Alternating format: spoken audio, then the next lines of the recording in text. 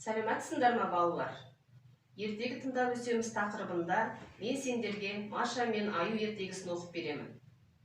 Ертеде кемпір мен шал өмір сүріпті. Оларды Маша атты немересі болыпты. Бірде Маша құрбыларымен орманға жиналыпты. Атасы мен әжесі оған құрбыларынан қалып қалма деп табыстады. Бірақ Маша олардың айтқанын тыңдамады. Ол құрбыларына алысқа ұзап кетіп, ақырында адасып қалды. Маша оларды шақырып айқайлай бастады. Құрбылар дауыс қақпады. Маша ымырт түскенше орманды кезіп жүрді. Кенет бір үйді көрді. Машенька үйге кіріп, бұл үйде кім тұрады екен деп ойлады. Ал бұл үйде Аю тұратын. Ойлағанша болмады. Үйге Аю кіріп келіп, мен үйіме рұқсатсыз неге кіресің деп гүрете түсті.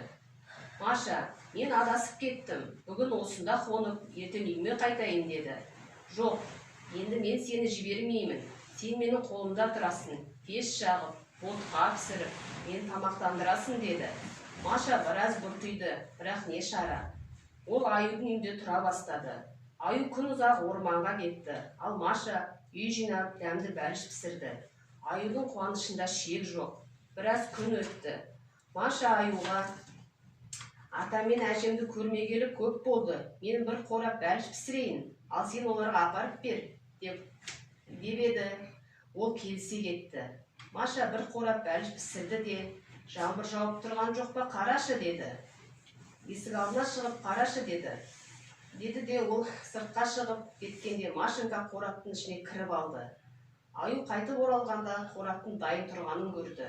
Оны арқасына салып деревняға тартты. Аю ұзақ жүрді, шаршады. Ағаштың түбіріне отырып тынығып алғысы келді. Түбірге отырып бәліш жейін деп ойлады.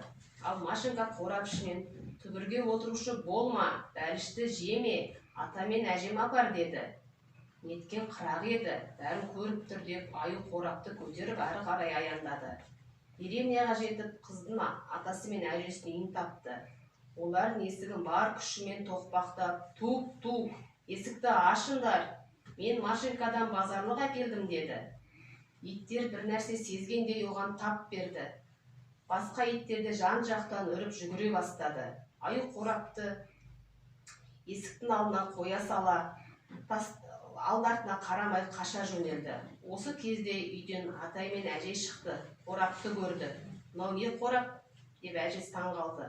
Атасы қораптың аузын ашып қараса, онда Машенька отыр екен. Осылайша атасы мен әжесі Машенькасымен қауышты. Балалар, ертегі ұнады ма? Не ұқтыңдар? Айта қойыңдар. Машенька ата-әжесінің қолында үйінде тұрыпты. Ол құрбыларымен орманға шықты. Ол ертіп жүріп орманнан адасып кетті.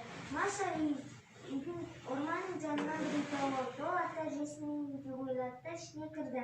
Сол кезде Аю кіре салып: мен үйіме кім рұқсатсыз кірді деп айтты. Маша айтты: мен сенің үйінде бір күн тұра тұрайыншы, сосын өзім үй жағыма кетем деді. Аю оны жібермеді: сен менің үйімнің жұмысын істейсің деді да шығып кетті.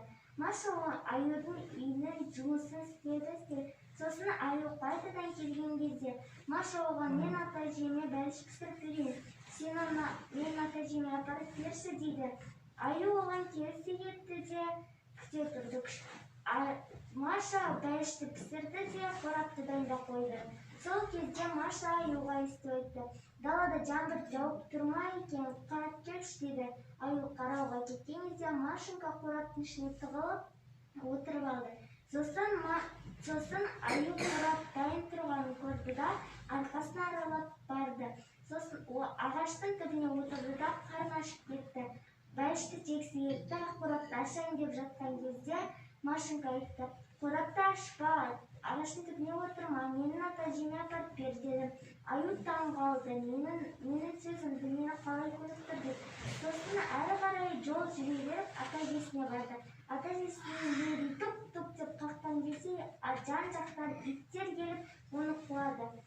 Аю қорыққандықтан үй жағына қашып кеткенде ата-әжесі есікті ашқанда қораптың ішінде Маша отыр. Сөйтіп Маша мен ата-әжесі қауышады. Дұрыс, молодец. Осымен ертегіміз аяқталды. Тыңдағандарына рахмет, сау болыңдар.